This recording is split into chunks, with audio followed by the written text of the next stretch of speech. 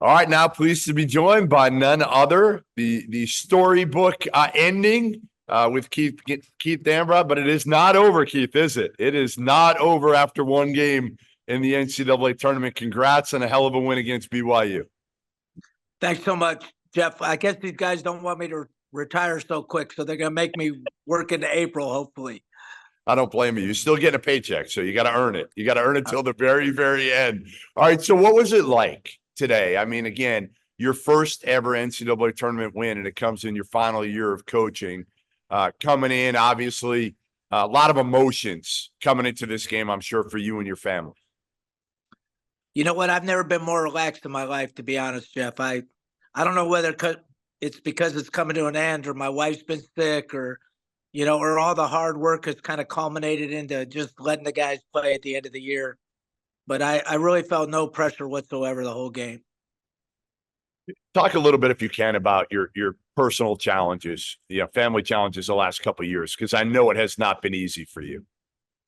Well, it's been a hard job. I mean, I lost my dad, a couple of years ago. I drove every day after practice to see him, and then got up in the morning and drove to practice, and then every day back. That was hard. We were out of the gym for 2 years. And then my wife gets diagnosed. We had the worst season of my life, 2 years ago. So it's been a grind, but the biggest thing you find out is who really believes in you and who really sticks with you and who cares about you.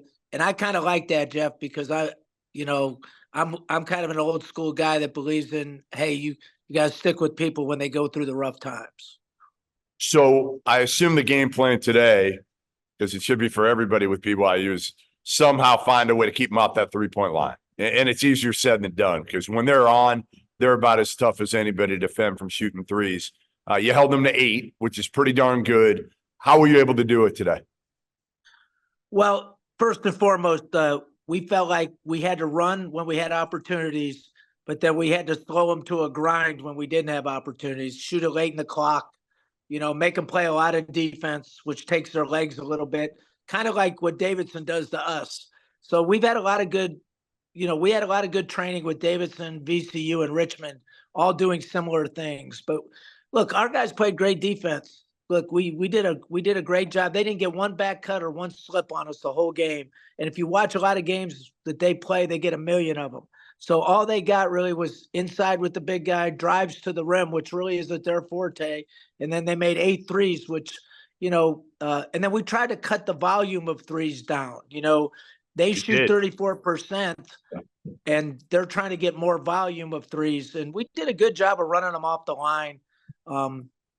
They hit us in the mouth and we wobbled, and they hit us in the stomach and we wobbled, but we stayed on our feet and made enough plays to win. Yeah, you said you were relaxed going into the game. How were you at the end of the game when it got a little bit tight there?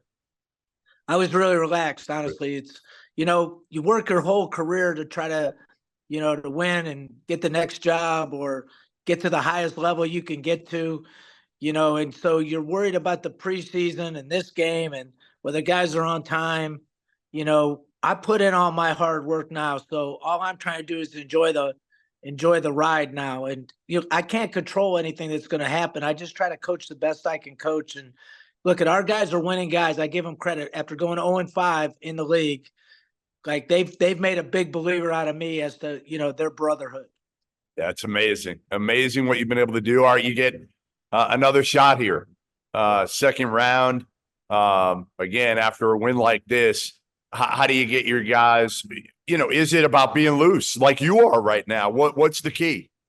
Well, I think it helps them that I'm loose, because I'm such a neurotic guy to begin with that half the time I'm so tight that I make them nervous, but I think that helps them. I think, look, we have a lot of competitive guys. Like I can't underestimate what Fousseyni Drame and his brother have given us, because they've been in that thing and they're competitors, and then you had Jimmy Clark, who's playing with a chip on his shoulder, and Day Grant. And then, we got unbelievable play from Jakob Neches, who's just been a warrior for us down the stretch here. And all our guys, though, like we've, Dusan Mahorchik and Dave Dixon, Kareem Rozier's been our best leader.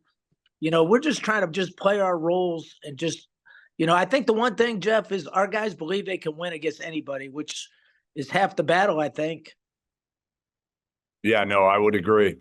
Listen, congrats. Enjoy it. And listen, it doesn't have to end, keep it going, right? Why not? Right. Why not just keep it going? We might as well make it a fairy tale, right? That's right. Keith, appreciate it, man. Congrats on the win. And we'll talk to you soon. Sounds good, Jeff. Thanks for having me.